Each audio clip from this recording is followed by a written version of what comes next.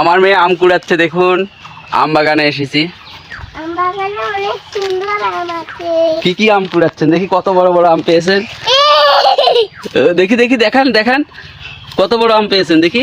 সামনের গাছের আম। এগুলো আম কি খাওয়া যাবে? কত বড় এগুলো? অনেক ছোটটা, অনেকগুলো বড়। হ্যাঁ, ওই যে বন্ধুদেরকে বলে দেন তো।